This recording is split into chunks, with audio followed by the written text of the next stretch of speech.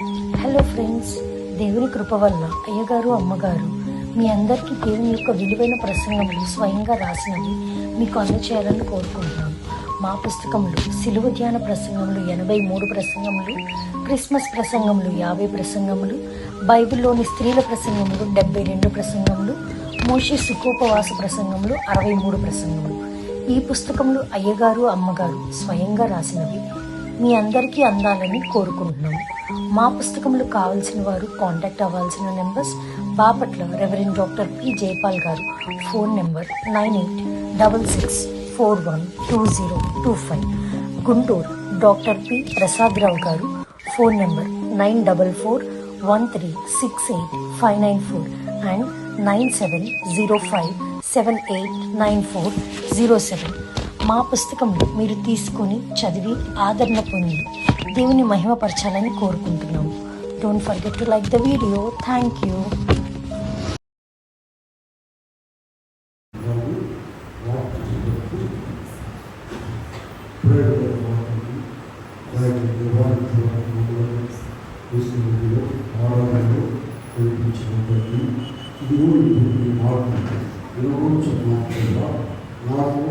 మాకు మాట్లాడుతుంది వాటి ముందు ఇస్తున్నామన్నా ఎందుకు ప్రార్థిస్తున్నాము కూర్చుంటాము. ప్రభు సంస్కారము ప్రభు సంస్కారము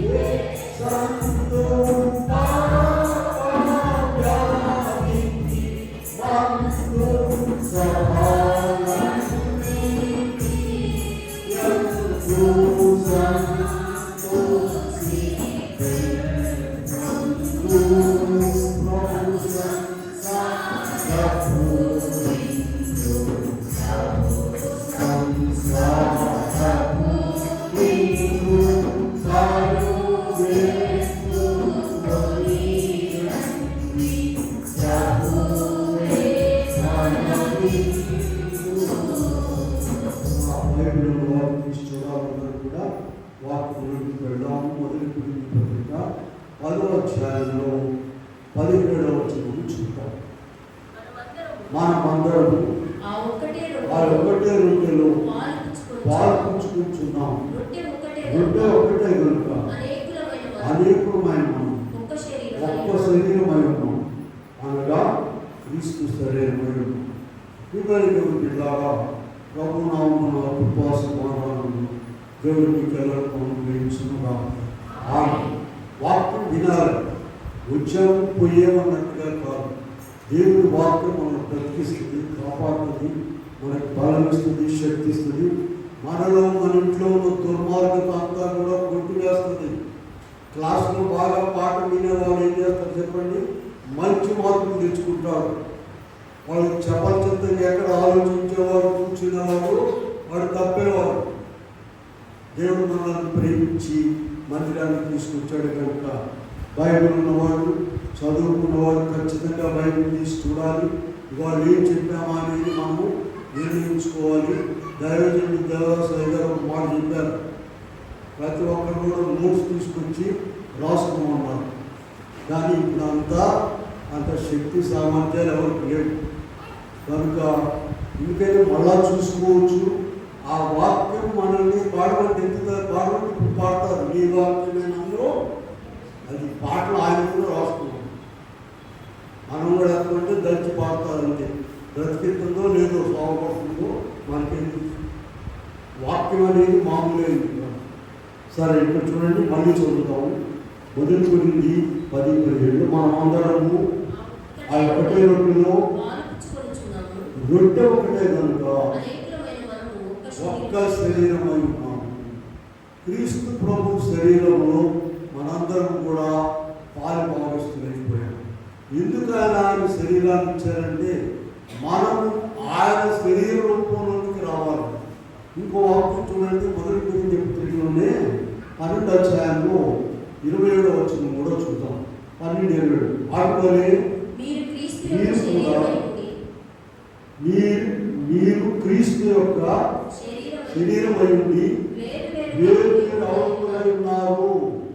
మిత్రులారా, మనందరం కూడా ఇప్పుడు క్రీస్తు శరీరంలో భాగమై ఉన్నాం.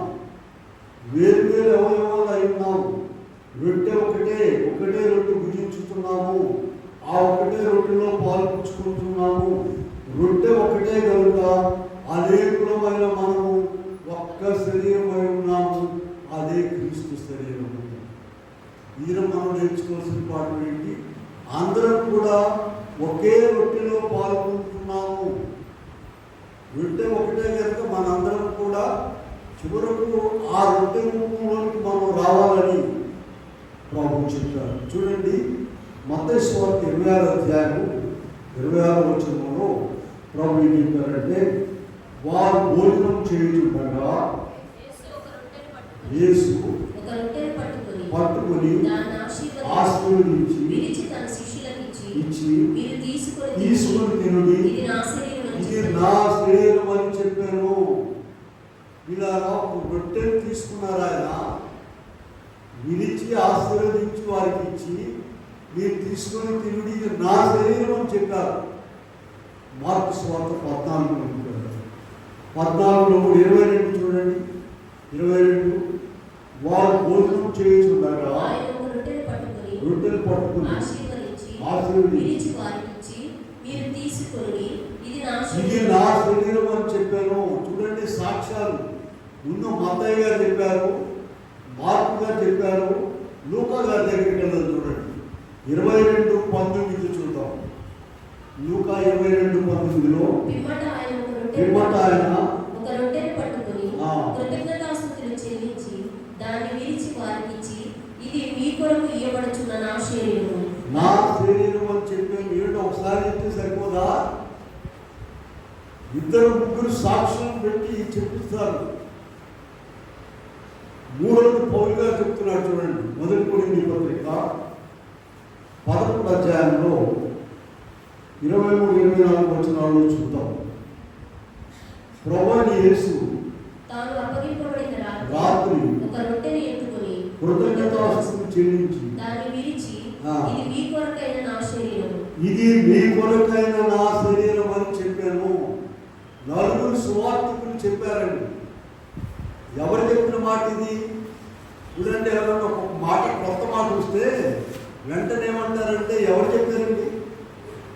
ఆ చెప్పిన మనిషిని బట్టి ఆ మాట ఎంత కరెక్టో తెలుస్తుంది. ఆ పలానా మనిషి చెప్పారు, ఆ దారి తీసుకోవాలి.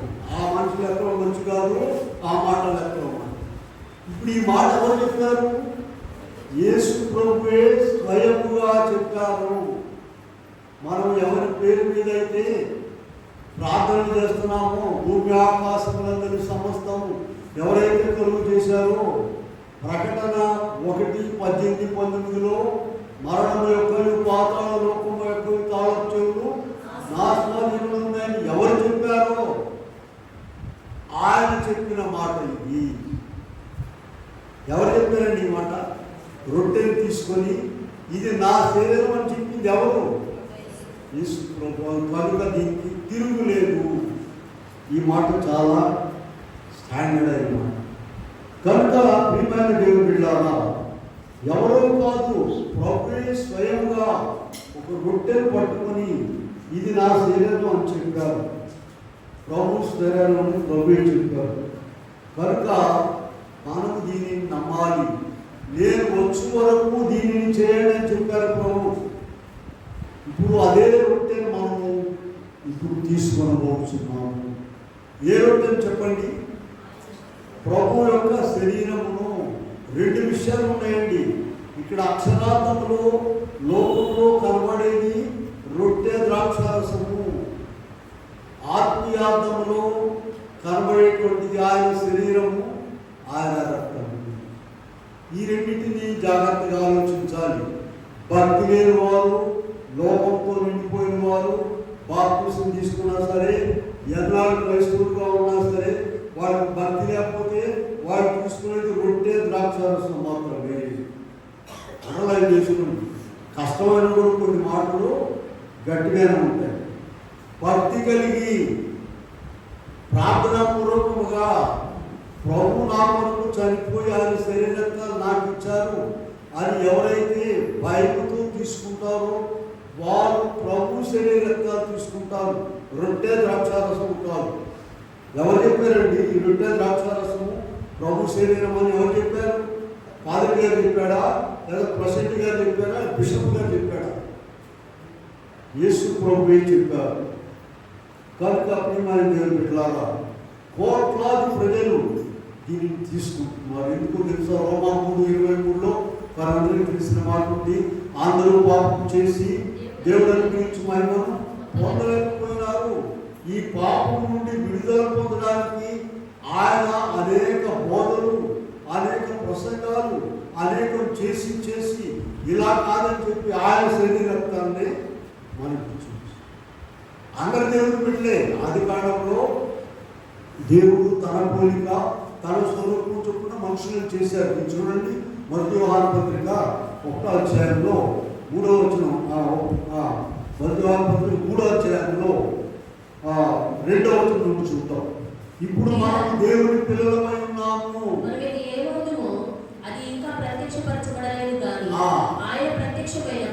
అందరూ కూడా దేవుని పిల్లలేనండి.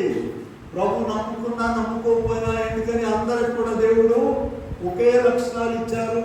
అందరికి 2 కళ్ళే, 2 చేతులే, 2 కాళ్ళు. వారి గొడ్లకి అయితే 4 కాళ్ళు ఉంటాయి, చూసారుగా. మనిషికి 4 ఉండవు. అందరూ కూడా దేవుని పిల్లలే. ఆ తర్వాత చదవండి. ఆయన ప్రత్యక్షమైనప్పుడు ఆయన రేపు ప్రత్యక్షమైనప్పుడు ఆయనను పోలి ఉండుమని ఎరుగుదుము. ఎందుకని? ఇదిగో ఆయన శరీరంతో మనం తీసుకుంటున్నాము. ఇలా అటువంటి భయం భక్తితో మనం తీసుకోవాలి. ఎందరూ అయ్యగారు రాశారు, ఎందరెన్నో మారి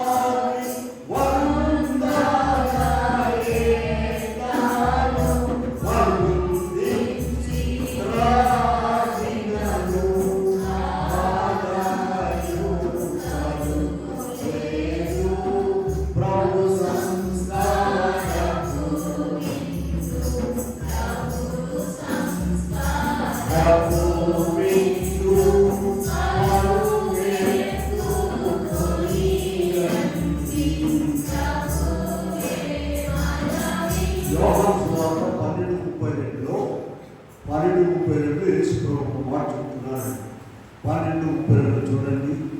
నేను భూమి నుండి పైకెత్తబడిన యెడల అందరినీ నా యొద్దకు ఆకర్షించుకొనును. నేను భూమి మీద నుండి పైకెత్తబడిన యెడల, ఆయన పైకెత్తబడ్డాడు. ఆయన ఆలోచన చెప్పండి.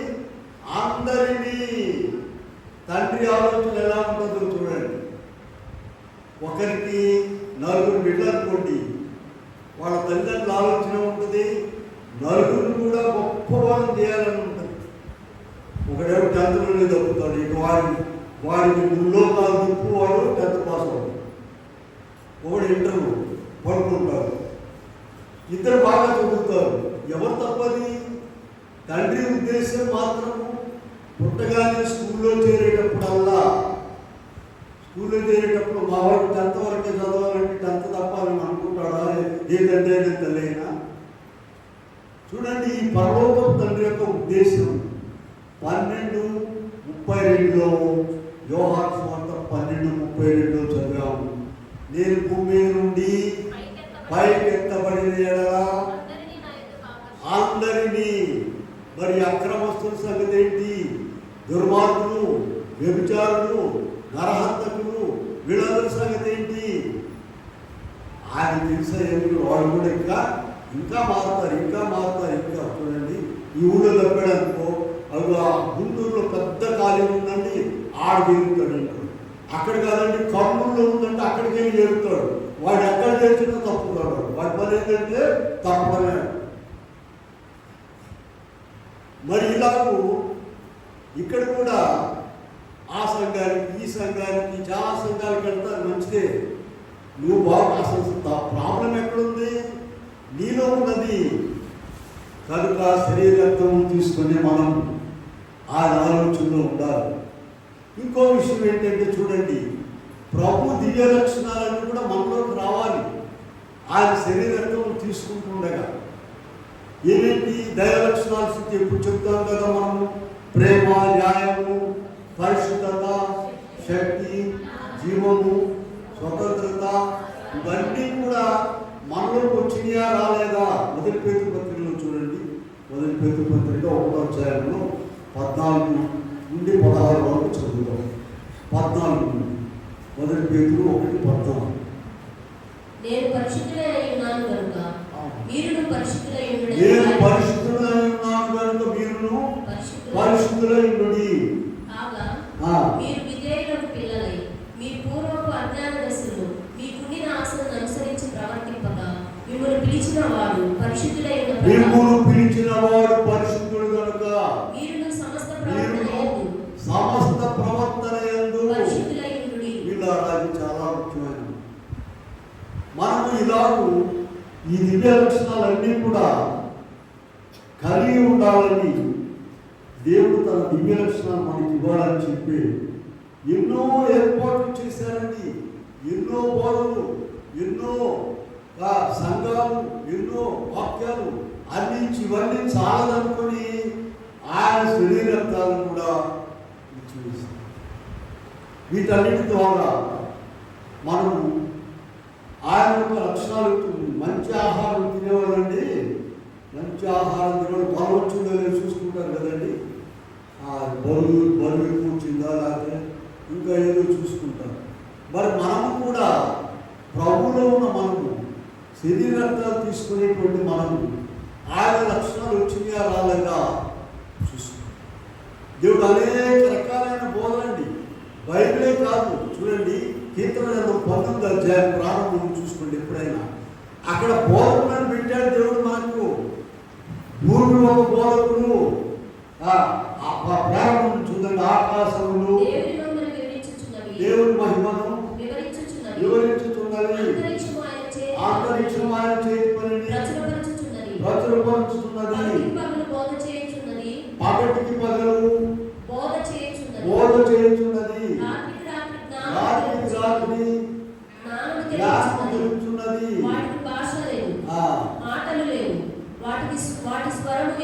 చూసారా, ఆయన ఆ బోధకులను పెట్టాడు దేవుడు. ఆకాశములు దేవుని మహిమను వివరించుతున్నది. నీకు తెలుస్తుందా? అది ఆయనను కూలిన బోధకుడు ఎవరు లేదండి. మన చుట్టూ పెట్టేశారు బోధ. యోగ గ్రంథంలో 36వ అధ్యాయంలో మనం చూసినట్లయితే 22వ వచనంలో చూడండి ఆ మాట. ఆయనను కోరిన బోధకుడెవరు? అటువంటి బోధకుడు పాఠాలన్నీ కూడా మనం చుట్టే పెట్టేశాడు. భూమి మనకు బోధిస్తుంది, ఆకాశము, అంతరిక్షము, చెట్లు, కుక్కలు, పందులు అన్ని తెలుసా మీకు? అన్ని బోధిస్తున్నాయి. నేను క్లాస్లో కూడా ఇదే పాఠం చెప్తాను. కుక్కలు, పందులు బోధిస్తున్నాయి తెలుసా కదా? మీకు చెప్తా. ఏం బోధిస్తున్నాయి అంటే, కుక్క కనబడాలి, నేను నా ఊరి మీద తిరగడమే నా పని, నువ్వెందుకు నా ఊరి మీద తిరుగుతావు, ఇంట్లో చదువుకోవాలని కుక్క చెప్తుంది. పంది ఏం బోధిస్తుంది చెప్పండి? అయ్యా, బురదలో వండుకోవడమే నా పని, నాకు ఇదే ఆనందము, నువ్వు బురదలో ఉండబాక 2 పూటలు స్నానం చేసి శుభ్రంగా ఉంది. ఇలాగూ భూమి మీద ఉన్న ప్రతి వస్తువు కూడా, ప్రతి జంతువు, జీవి మనకు బోధిస్తూ ఉన్నదండి. అయితే ఇక్కడ మనకు కొత్త విషయం వాక్యం ఉన్నదే నేర్చుకున్నామని. వాక్యం ఉన్నది ఏంటంటే చూడండి, ఆ మొదటి కొరింథీ 12:27 చూద్దాం. ఇందాక చదివాము 12వ అధ్యాయంలో 27వ వచనం. వాటిలోనే మీరు వేరు అవయవములై ఉన్నారు, ఆయన బలలో పాల్గొని ఆయన శరీరంలో తిరిగి త్రాగే మనము ఒక్కటే శరీరముగా ఉండాలి. చూడండి, మన శరీరం ద్వారానే దేవుడు ఒక మంచి పాఠం చెప్తున్నాడు. మన శరీరం ద్వారా 12 నుండి చూడండి, 12వ అధ్యాయం 12వ అధ్యాయం ఉన్నాం కదా, 12 నుండి 14 వరకు చూద్దాం. ఏలాగు శరీరం ఏకమై ఉన్నాను, అనేకమైన అవయవములు కలిగి ఉన్నదో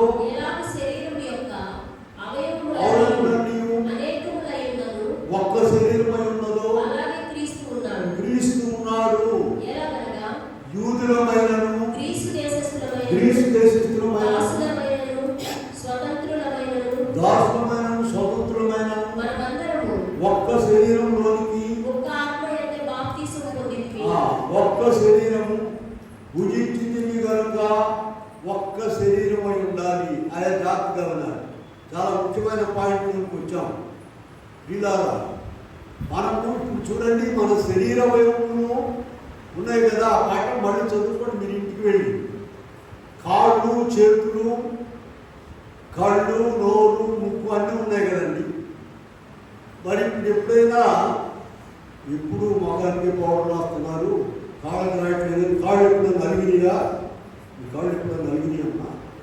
రోజు మొగానికి రాస్తున్నారు, మొఖాన్ని చక్కదిద్దుకుంటున్నారు, అద్దాలు చూసి కాళ్ళు పట్టించుకొని ఆ పద ఎంటామంటే పౌడర్ రాసి పదండి ఏది నడిపించేది.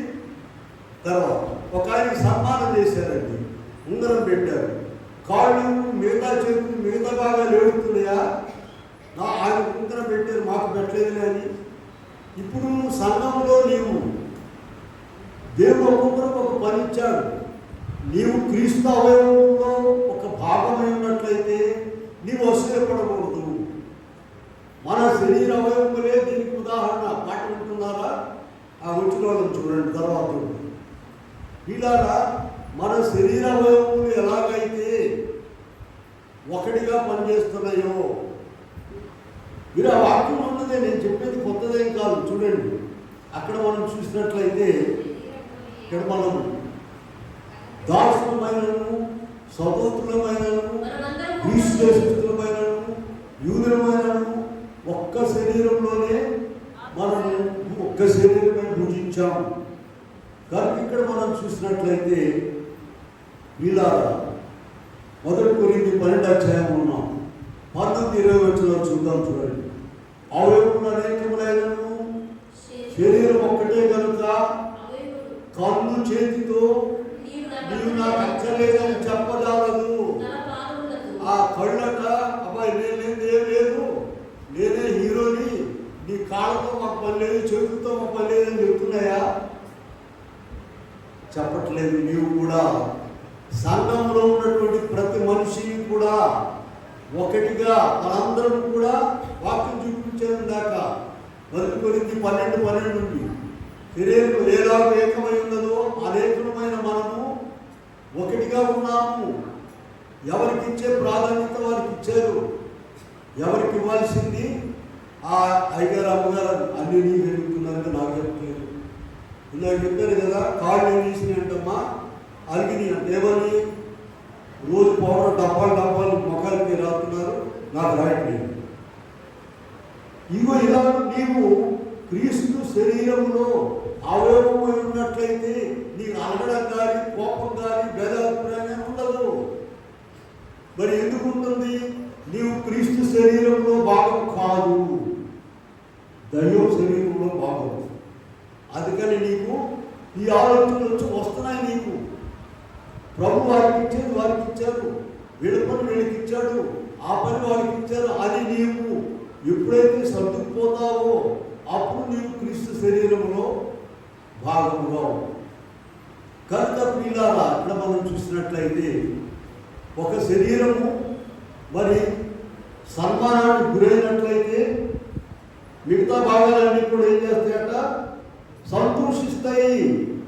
మిగిలినవన్నీ కూడా సంతోషిస్తాయి. ఒక శరీరాన్ని సన్మానించినట్లయితే అందరూ కూడా అన్ని భాగాలు సంతోషిస్తాయి.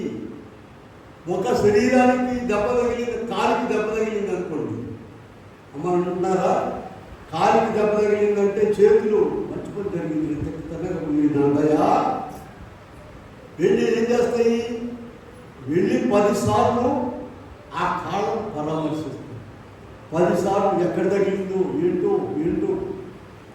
మరి మనం అలా ఉంటున్నామా? వాక్యంలో ఉన్నదే నేను చెప్తున్నాను, చూసుకోండి. 1 కొరింథీ పత్రికలో 10, 11, 12 వచ్చిన అధ్యాయాల్లో మీరు చూసుకోండి, అక్కడ అర్థమవుతున్నాము. కనుక ఒక అవయవము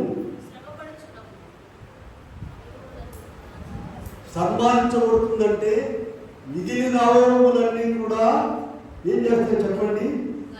ఆ సన్మానంలో పాలుభాగస్తులు అవుతాయి. ఆ చేతులకి మెడకు ఒక దండ వేసి చేతులు ఉంగరం పెడుతున్నావులే, నాకెందుకు లేని కాళ్ళు ఇంటికాడ ఉంటాయా? ఉండవు. వాటి పని ఏం చేస్తూ ఉంటాయి. మనం కూడా సంఘములో ఇందాక చదివాం. మనము 1 కొరింథీ పత్రికలో 10వ అధ్యాయంలో 12వ అధ్యాయంలో చదివాం. మనం మీరు క్రీస్తు శరీరం యొక్క అవయవములై ఉన్నారు.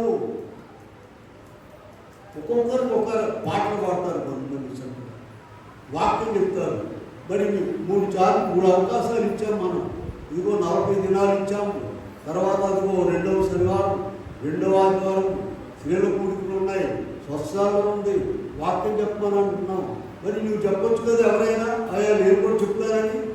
అవకాశాలను సద్వినియోగపరుచుకోవాలి, తీసుకోవాలి. కానీ ఎవరైనా దానిలో పనిచేస్తున్నప్పుడు వాడు నాదేముందలే, నాకు ప్రాధాన్యత లేదంటే, ఆ ప్రాధాన్యత లేదనే వాళ్ళు ఇక్కడ పెద్ద కుర్చీ ఒకటి వేసి కూర్చోబెడతారు. ఆ బిల్డింగ్ తెస్తారు కదా పెద్ద కుర్చీలో ఉంటాయి, ఆ 2 కుర్చీలు వేసి కూర్చోబెడతారు. అప్పుడు ఆ ప్రాధాన్యత వస్తుందా? కాదు. ఎవరికి? అందుకని దేవుడు ఇక్కడ శరీర అవయవములను చాలా చక్కగా చెప్పారు. కన్ను నీవు నాకు అక్కర్లేదని మిగతా భాగాలతో చెప్పజాలదు. అలాగే సంఘంలో వచ్చేవారిని నువ్వు అక్కర్లేదు, నువ్వు రానక్కర్లేదు, నువ్వెవరు చెప్పడానికి? మాకే అధికారం లేదు, ఎవరికి అధికారం లేదు. దేవుడు ఎవరెవరిని ఎలా తీసుకొచ్చాడో ఎలా చూడండి. ఇక్కడ ఇంకో మాట చూద్దాం మనము. మత్తయి సువార్త 19వ అధ్యాయం 5వ వచనం చూసినట్లయితే అక్కడ, అలాగే మార్కు 17లో కూడా మరి వారిద్దరూ ఏక శరీరమైందురు అని చెప్పారు. వారిద్దరు కూడా భార్యాభర్తలు ఇద్దరు ఏక శరీరమై ఉన్నారు. అదే పౌలు గారు ఎఫెసీ పత్రికలో 5వ అధ్యాయంలో 32వ వచనంలో చెప్తూ, ఈ మర్మము గొప్పది, ఈ మర్మము గొప్పది, నేను క్రీస్తుని గూర్చి సంఘమును గూర్చి చెబుతున్నానని చెప్పారు. చూడండి, భార్యాభర్తలు ఎలా ఏక శరీరమై ఉన్నారో ప్రభు శరీరత్వాలు తీసుకునే మనం కూడా ప్రభు శరీరంతో ఒక్కటైపోవాలి. ప్రభు శరీరంతో ఇందాక 12వ అధ్యాయంలో చదివాను చూడండి. 1 కొరింథీ 12, 19, 20లో అవయవములు అనేకములైనను శరీరం ఒక్కటే కనుక కన్ను చేతితో నీవు నాకు అక్కర్లేదని చెప్పజాలదు, తల పాదములతో మీరు నాకు అక్కర్లేదు. నువ్వు సంఘంలో అలా చెప్తున్నావా? చెప్తావు. నువ్వు ఆవిడ లెక్కలేదు, వీళ్ళు లెక్కలేదు, ఆయన లెక్కలేదు. తర్వాత నువ్వు లెక్క లేకుండా పోతావు. ఎవరెవరు లెక్కలేదని నానంటే నువ్వు లెక్కలో లేకుండా పోతావు. ప్రియమైన వాళ్ళ ఎంత చక్కగా పాఠం ప్రభు తీసుకొచ్చారు చూడండి. మన శరీర అవయవములను సంఘంలో ఉన్న అందరి మనుషుల్లాగా మనమందరం కూడా ప్రభు యొక్క శరీర భాగాల్లో ఉన్నామని చెప్పి ఎవరికి ఇవ్వాల్సిన ప్రాధాన్యత వారికి ఉన్నది. కాళ్ళకు ఉండే ప్రాధాన్యత కాళ్ళకు ఉన్నది, చేతులకు ఉండే ప్రాధాన్యత చేతులకు ఉన్నది, నోరుకు ఉండే ప్రాధాన్యత. ఒక చోట మాట్లాడమని పిలిచారండి. కాళ్ళు రెడీ అవుతాయా, నోరు రెడీ అవుద్దా? కాళ్ళు రెడీ అవుతాయా మాట్లాడడానికి? ఇలాగూ ప్రభు సంఘంలో ఒక్కొక్కరికి ఒక్కొక్క పని ఇచ్చారు. దానిని బట్టి ఇవన్నీ గమనించగలిగేది ఎవరంటే ప్రభు యొక్క శరీర రక్తమును తీసుకొని ప్రభు యొక్క స్వరూపంలోనికి మార్చబడిన వారు మాత్రమే వీటన్నిటినీ గ్రహించుకోగలరు. 1 కొరింథీ 12:26 చూద్దాం. చూడండి, 12:26 ఒక అవయవము శ్రమ పడుతున్నప్పుడు అవయవములన్నీ దానితో కూడా శ్రమ పడును. ఆ ఒక అవయవము ఘనత నొందినప్పుడు ఇదిగో ఈ మాట మనలో ఉన్నదా లేదా పరిశీలించు. భక్తి గలవారము, ప్రార్థనా పరులము, చాలా కాలం ప్రభు నమ్ముకున్నాము, వాక్యం తెలుసు, పాఠం తెలుసు అనుకునే వారము ఇదిగో 1 కొరింథీ 12:26 మనలో ఉన్నదా లేదో చూసుకోండి. ఒక అవయవము శ్రమ పడుతున్నప్పుడు అవయవములన్నీ ఇదిగో సంఘంలో ఒకరు శ్రమ పడుతున్నప్పుడు నీవు ఎలా ఉన్నావు? ఆమెకి నీకు పడకపోతే బాగా సంతోషిస్తావా? ఒక ఆమె చక్కగా చికెన్ తెచ్చి కూర వండిందంట. అందరికి ఎవరు అర్థం కాదా? ఇంట్లో వాళ్ళు ఏంటి వాళ్ళు ప్రత్యేకంగా స్పెషల్ చేసినారంటారు. ఎదురింటి అబ్బాయి తప్పిడే పరిస్థితిలో అందుకని చికెన్ తెచ్చి వండింది. ఎదురింటి అబ్బాయి ఏం చేశాడమ్మా? వీళ్ళారా దేవుళ్ళలోకి వచ్చిన తర్వాత క్రీస్తు ప్రభువు ఒక అవయవము సన్మానం పొందుతుంటే అన్ని అవయవాలు సంతోషిస్తున్నాయి. ఒక అవయవము శ్రమ పడుతుంటే ఇందాక చెప్పాను, కాలుకి దెబ్బ తగిలింది, చేతులు ఏం చేస్తాయమ్మా? నువ్వు చెప్పాల్సిన పని లేదు. 2 చేతులు కూడా పొద్దాక వెళ్ళి అక్కడ పరామర్శిస్తాయి, పొద్దాక వెళ్ళి చూస్తాయి, పొద్దాక సరి చేస్తాయి. ఎక్కడ దెబ్బ మనం చిన్నపిల్లలు ఎక్కడంటాం అంటే సరే పెద్దవాళ్ళు అంటే గ్యాస్ కొడతాం.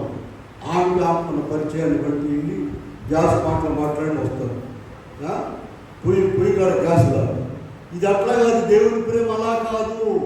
పిల్లారా, దేవుని ప్రేమ ఇదిగో ఈ శరీర భాగాల్లో కనబడుతుంది. చూసుకో, నీ వద్దన్నా కాదన్నా చేతులు ఏం చేస్తాయి? వెళ్ళి పరామర్శిస్తాయి. అలా మనం ఉన్నామా లేదా? 27వ వచనం చూద్దాం. 12వ అధ్యాయం ఉన్నాగా, అటువలే మీరు సంఘం క్రీస్తు యొక్క శరీరమై వేరు అవయవములై ఉన్నారు. కనుక అది మనం ఆయన శరీరత్వం తీసుకునేటువంటి మనము అలా ఉన్నామా లేదా? మరి నీవెందుకు కాళ్ళు చేతులు ఎప్పుడైనా అడిగినాయా? నీవెందుకు అడుగుతున్నావు? నీకెందుకు కోపం వస్తుంది సంగతుల మీద? నీవెందుకు వేరుగా ఉంటున్నావు? మనం ఆలోచించుకోవడానికి ప్రభు ఈ దినము ఈ పాట మనం చెప్తున్నాం. ఆయన శరీరత్వములను తీసుకొని భుజించేటువంటి మనము ఎలా ఉండాలి? పరిశుద్ధముగాను. ఆయన అందరినీ ఇందాక వాక్యం చదివాము. యోహాను సువార్త 12వ అధ్యాయంలో, నేను భూమి మీద నుండి పైకెత్తబడిన యెడల అందరినీ నా యొద్దకు ఆకర్షించుకుంటున్నాను. అటువంటి ఆలోచన నీకు కదా. నీవు పరలోకానికి వెళ్ళాలి, వాడు కూడా వెళ్ళాలి. నీవు ప్రభువులో ఉండాలి, ప్రతి ఒక్కరు కూడా ప్రభువులో ఉండాలని వారి కొరకు కూడా ప్రార్థన చేయాలని ప్రభు చెప్తూ ఉన్నారు. కనుక దేవుడు మన శరీర అవయవములకు ఇచ్చిన ఐక్యతను చూచి మనము బుద్ధి తెచ్చుకొని సంఘంలో ఐక్యతగా ఉండాలి. మన శరీర అవయవములు ఎంత ఐక్యతగా ఉన్నాయో చూడండి. మన సంఘంలో కూడా అంత ఐక్యతగా పిల్లలను ప్రేమించడం, కుక్కలు, గోళ్ళు, బరువులు అన్నీ కూడా ఆ పిల్లలను ప్రేమిస్తాయండి. ఆ పిల్లల జోలికెళ్ళు చీల్చిపడద్దు, అది పెద్ద గొప్పే కాదు. ప్రభు చెప్పాడు, నిన్ను వలే నీ పొరుగు వారిని ప్రేమించమని చెప్పారు. నీవు సంఘంలో ఉన్నటువంటి ప్రతి బిడ్డను కూడా నీ ఇంట్లో ఉన్నటువంటి మెంబర్లాగా మీ అన్న, మీ అక్క, మీ చెల్లెలు, మీ తమ్ముడులాగా ఎలా ప్రేమిస్తున్నావు అలాగూ సంఘంలో ఉన్నటువంటి ప్రతి ఒక్కరిని అలాగూ ప్రేమించకపోతే భక్తి లేనట్టే. భక్తిహీనత కిందకు వస్తుంది, నరకానికి పోవాల్సి వస్తుంది.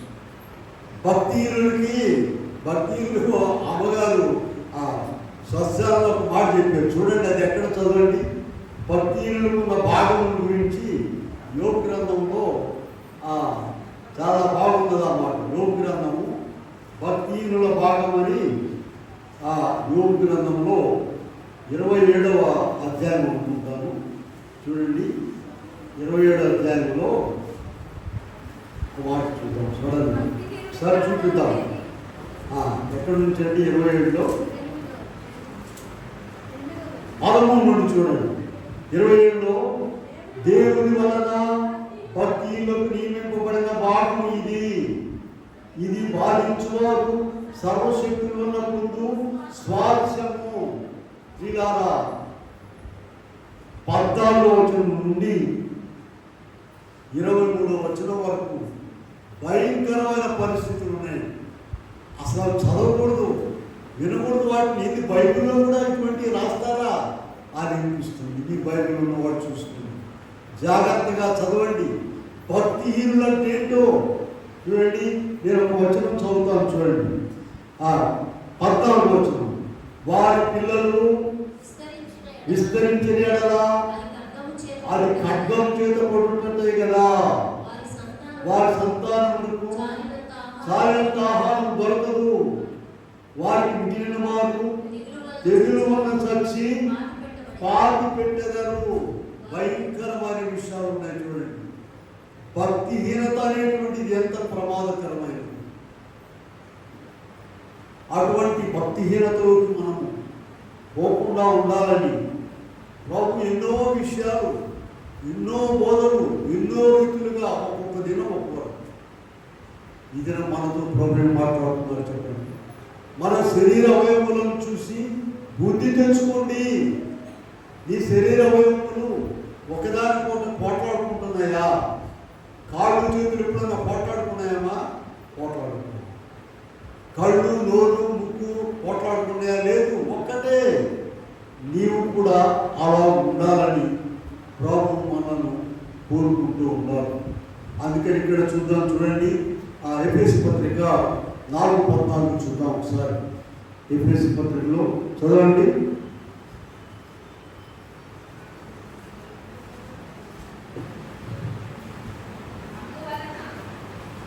దయ కలిగి సత్యము చెప్పుచు క్రీస్తు వలె ఉండుటకు మన అన్ని విషయములలో ఎదుగుదాము. క్రీస్తు వలె ఉండుటకు. చూడండి, పౌలు గారు ఏం చెప్పారంటే 1 కొరింథీ 11వ అధ్యాయంలో 1 కొరింథీ 11:1 పౌలు గారు ఏం చెప్పాడంటే, నేను క్రీస్తును పోలి నడుచుకుంటున్నాను, మీరు నన్ను పోలి. ఎంత ఛాలెంజ్ మాట చెప్పండి. క్రీస్తు స్వరూపంలోనికి రావాలండి. నేను క్రీస్తును పోలి నడుచుకుంటున్నాను. మారిపోయాడు, అంత మార్పు వచ్చేసింది. ఇదిగో మనము ఆయన శరీర రక్తంలోకి తీసుకునే మనము ఆ రూపంలోనికి రావాలంటే ఏం చేయాలంటే ప్రార్థన చేసుకోవాలి. రోజు 2 పూటలు ప్రార్థన చేసుకోమంటున్నాను చూసారా? అయ్యా, నాకు నీ రూపం దయచేయండి, నీ శక్తి దయచేయండి. నన్ను కనబడకుండా చూడండి. ఇంకొక మాట చూద్దాం. గలతీ పత్రికలోకి వెళ్దాం. చూడండి, 2:20 ఒకసారి చూడండి. గలతీ పత్రిక 2:20 పౌలు గారు ఒక మాట చెప్తున్నాడు. నేను క్రీస్తుతో కూడా శిలువ వేయబడి ఉన్నాను, కనుక జీవించువాడను నేను కాదు, క్రీస్తే నా యందు. అంటున్నారా? కాసేపు అయిన తర్వాత ప్రార్థన అయిపోతుంది, భోజనాలు చేస్తాము. కాసేపు అయినాక ఇంటికి వెళ్తాము. మంచాలు రెడీ ఉన్నాం. ఇంటి దగ్గరమ్మా వెళ్ళి పడుకోవచ్చు. టైం అంటే టైం కాస్త విందాం. వాక్కుని ఒక మాట భుజాలు వేసుకుంటారు. మాట మూట కడతారంట. తెలుసా మీకు? మా అమ్మగారు ఏం చేసేవాడంటే, ఒకసారి నాకు వెళ్ళి అనుభవాలు ఇచ్చాను. ఆ కవిట ఉంటుంది కదా, వెనకాల మూట కట్టింది. మూట కట్టాను. ఇది ఏంటమ్మా, ఇది చిల్లరని కట్టుకున్నామని మూడదీసి చూస్తే నీవు లేవు. ఆ మూడదీయగానే ఒక మాట చెప్పింది, దయా ఇదిగో ఈ మాట చెప్పారు వాళ్ళు, నాన్నకి చెప్పదని. వాళ్ళ దగ్గర ప్రార్థన చేయాలంటే వాళ్ళ ఇంటి దగ్గర నేను మర్చిపోయాను. అందుకని మూట కట్టుకున్నాను. ఒక మాటను మూట కట్టుకోవాలని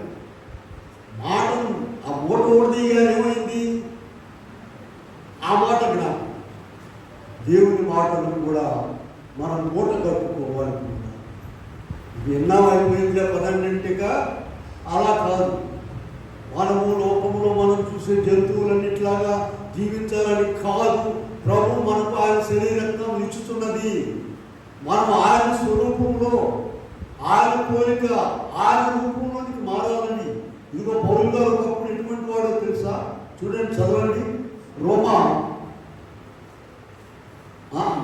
గలతీలోని 4:12 చూద్దాం, తర్వాత రోమాలో రండి.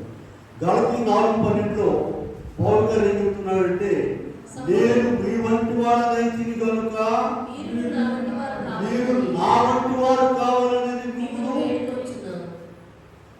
వేడుకొనుచున్నాను. ఇప్పుడు మనం రోమా 6:6లోకి వెళ్దాం. రోమా 6:6లోనికి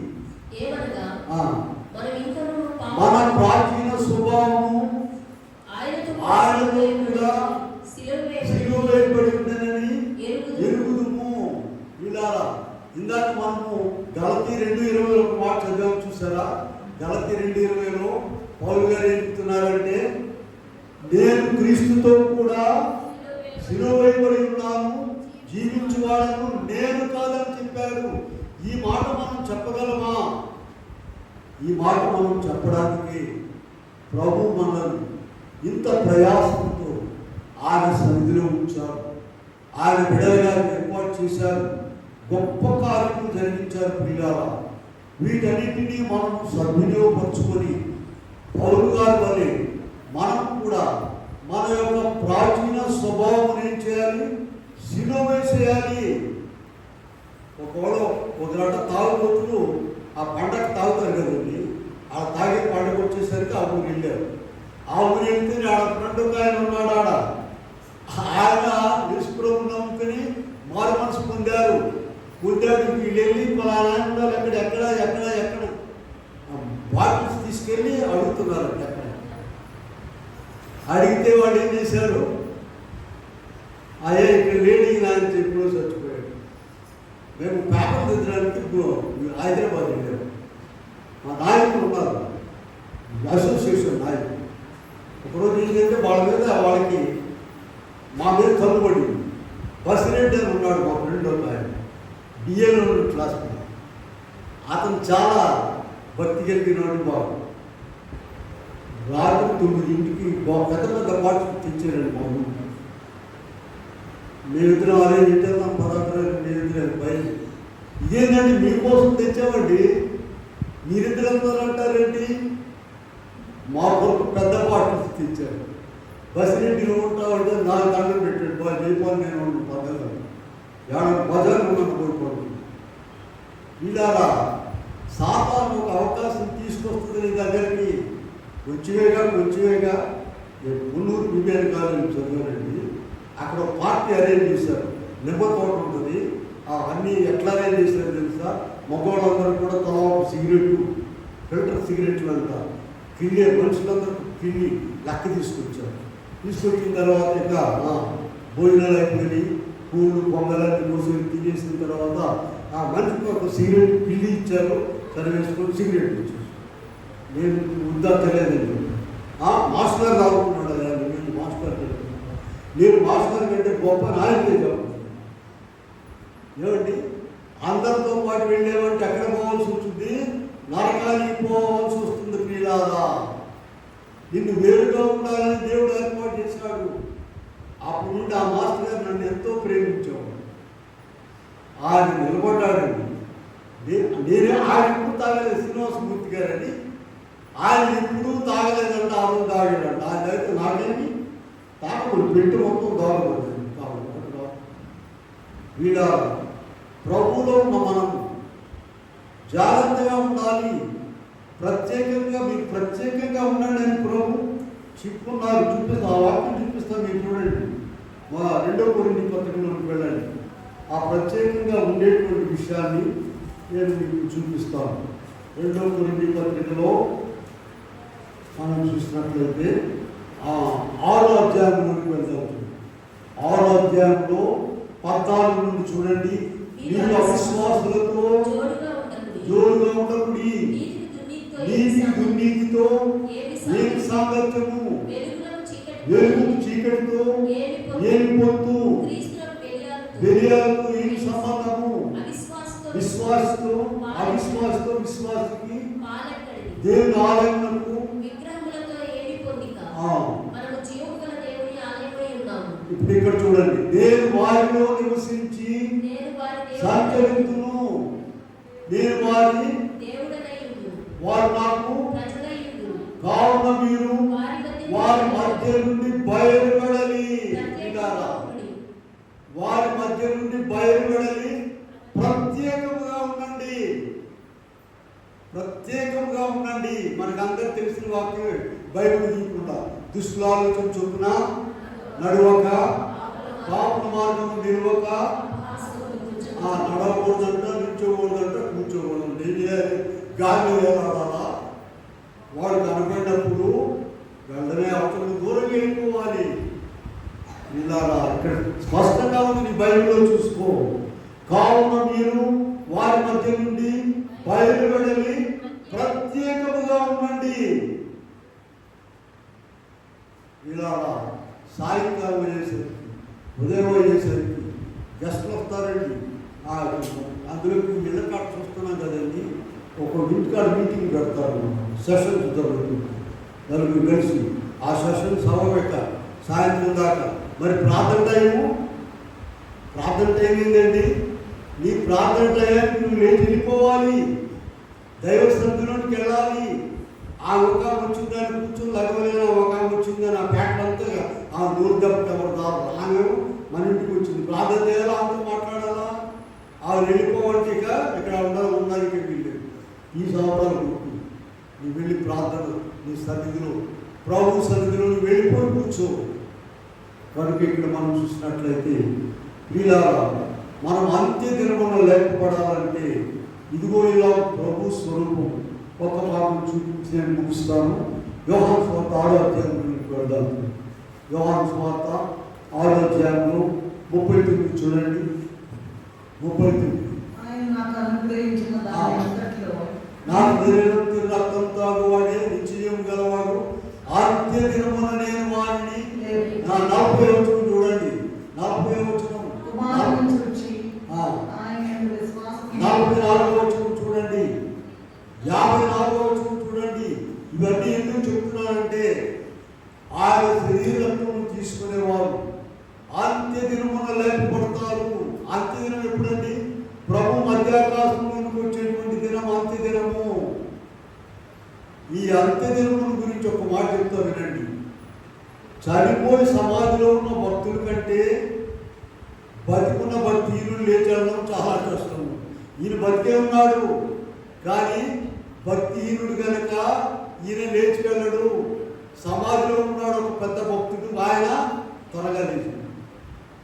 ఉంది కదా మనకు మొదటి దశలోనికి రాసిన పత్రిక 4వ అధ్యాయం 16-17 వచనాలు చదవండి. బైబిల్ తీయకుండా కొన్ని వచనాలు చదవాలి.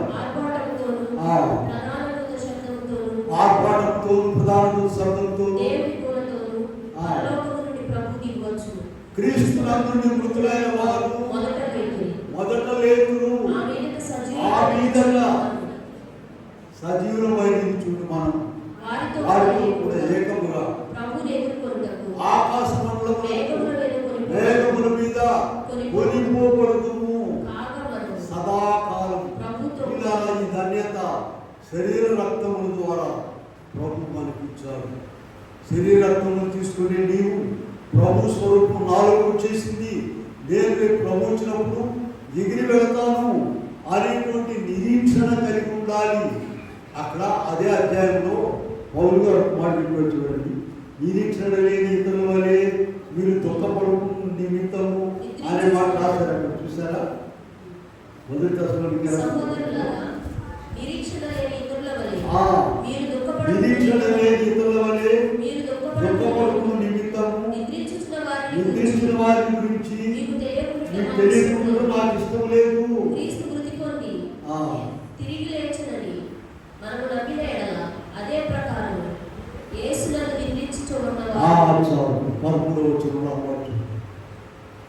వాళ్ళకు నిరీక్షణ లేదు, మనకు నిరీక్షణ ఉన్నది.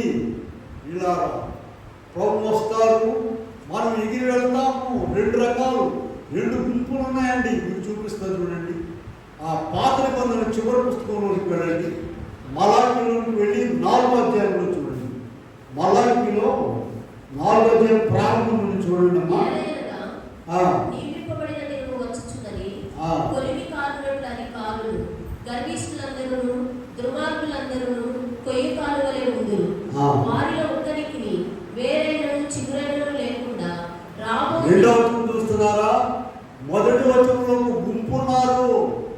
వారికి వేరైనను చిగురైనను లేకుండా అందరూ కూడా ఏమైపోతున్నారట? కాల్చివేయను అని సైన్యములకు అధిపతి యెహోవా సెలవిస్తున్నాడు. 2వ వచనం చూడండి. మన కొరకు రాయబడుతున్నది. అయితే మీకు నీతి సూర్యుడు ఉదయించును, అతని రెక్కలు ఆరోగ్యం కలుగుచేయును కనుక మీరు బయలుదేరి క్రొమ్మిన దూడలు గంతులు వేయనట్లు. ఇలా అనేకసార్లు ఇక్కడ చెప్తున్నాము. 2 పూట్ల సన్నిధిలోకి వెళ్ళండి.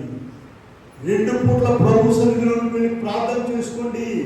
అదిగో మలాకి 4వ అధ్యాయంలో మొదటి వచనంలో ఉన్నవారు మాదిరిగా కాకుండా 2వ వచనం ఉన్న మాదిరిగా చూడండి. మనం తుఫాను వచ్చింది కదమ్మా.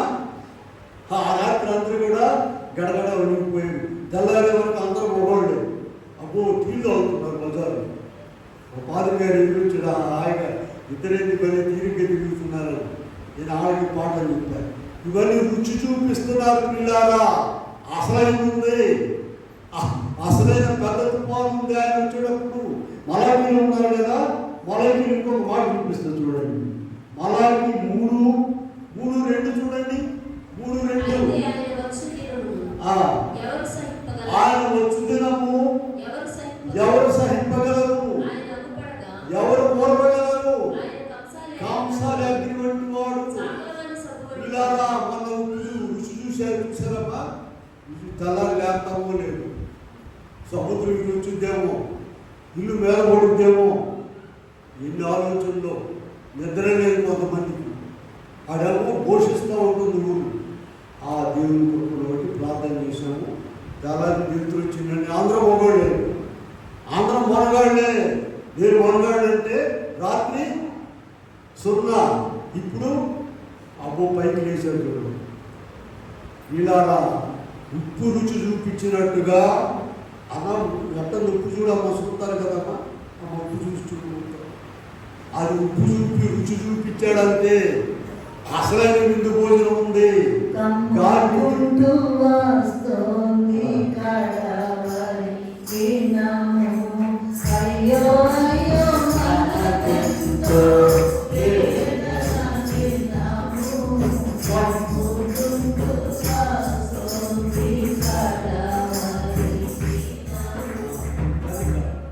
ఆ దినం దానికి అది దాన్ని ఎవరు కూడా మలకి చదివగా 3:2 ఆయన వచ్చు దినము ఎవరు సహింపగలరు? ఆయన రూపడగా ఎవరు ఓర్వగలరు? ఆయన కంసాలి అగ్ని వంటి వారు. అయితే బైబిల్ ఇటువంటి వాటిని వదిలిపెట్టలేదండి. సమస్య వదిలిపెట్టదు. పరిష్కార మార్గం చూపిస్తుంది. దీన్ని పరిష్కార మార్గం చూపిస్తుంది చూడండి. అంటే ఇక్కడే రాసుకుంటా బైబిల్లోని. లూకా సువార్త 21:36 21వ అధ్యాయంలో ఈ భయంకరమైన పరిస్థితులను రాసి 36వ వచనంలో చదవండి. కాబట్టి మీరు జరగబో వీటి నెలను తప్పించుకొని మనిషి కుమారుని ఎదుట నిలువబడుటకు శక్తి గల వారగునట్లు ఎల్లప్పుడూ ప్రార్థన చేయొచ్చు. వెలుగుగా ఉండుడని చెప్పారు. చూడండి, సన్నిధిలోకి వెళ్తుంటే ప్రార్థన సప్పగా ఉంటుంది. ఏది ఎక్కువ కొత్త చేస్తున్నానేది, ప్రార్థన నెరవేర్పు రాలేదేంటి, మనం పెద్ద సినిమా యాక్టర్ కాలేదేంటి, ఇంకా ఇట్టాగే ఉన్నాము, బాపట్లోనే హీరోయిన్ కాలేదేంటి, మనం బజార్లో బిల్డింగ్ కట్టలేదేంటి, ఇదేంటి ముంగరం పోలేదేంటి, ఇద్దరిదే పెట్టుకుని తిరుగుతున్నాం, పాత తెల్లంబరం ఎన్నో వస్తాయి సన్నిధిలోకి వెళ్తాం. ఇలా సాతాను ఇవన్నీ పెట్టుద్ది. వెళ్ళబాక మనం అలాగే వెళ్ళాలి. వెళ్ళి ప్రార్థన చేస్తే చూపించారు 2 గుంపులు. మలాకి 3వ అధ్యాయానికి వెళ్ళి చూడండి. మొదటి వచనంలో గుంపు ఉన్నది, 2వ వచనంలో బ్రహ్మాండమైనటువంటి క్రొవ్విన దూడలు. కనుక ప్రియులారా, నీ మనసే నిన్ను తిడతా ఉంటుంది. ఏంటి ప్రార్థన చేస్తున్నావు, నీకేంటి ఇంటి పక్క వాళ్ళు ప్రార్థన చేయకుండా వాళ్ళే బ్రహ్మాండంగా ఉన్నారే. ఒక దినం వస్తుంది, day will come to you. ఆ దినం నిన్ను కొట్టిన వాడు లేరు, గొప్ప వెలుగులో ఆనందంతో పైకి వెళ్ళిపోతావు. అంతే ఇందాక చెప్పేది చూసారా, రుచి చూపించాడు మొన్న దేవుడు. ఇప్పుడు చూసారా మందరూ ఇక అడ్డా ఇట ఆ పర్వాలేదు కుప్పగలిగిన వాడు కనుక ఎవరిని కూడా చూడాలి. కనుక ఆయన శరీరత్వం చూసుకునే మనం ఇంకా బలంగా ఉండాలి, ఎక్కువ ప్రార్థన చేయాలి. ఆయన స్వరూపం మనలోకి రావాలి. రాలేదని చెప్పుతూ సాతాను వచ్చేసిందని చెప్పాలి మనం. అలా మిగిలి వెళ్ళేట్టుగా దేవుడు మనకు అనుగ్రహించను కాదు. ప్రార్థన చేసుకుందాము. ప్రేమలో ఎన్నో విషయాలు మాకు మీరు అందిస్తూ ఉన్నారు. ఈ కృపను బట్టి ఎవరు కూడా నాకు ఇష్టం లేదని చెప్పి అనేక మర్మమైన విషయం, అనేక బోధ మా చుట్టూ మా శరీరంలోనే ఉంచామని ఆయన మీకు చెప్పిన బోధ. కనుక మేము అలా ఐక్యతగా సంఘంలో ప్రతి ఒక్కరూ నీ అవయవములుగా ఉన్నాము కనుక ఐక్యత, ప్రేమ, సమాధానం కలిగి శరీర భాగాలు ఉండే కృప దయచు, పనిచేసే కృప దయచు. ఏ స్నామం వేడుకొని ప్రార్థిస్తున్నాము. కూర్చుంటాం.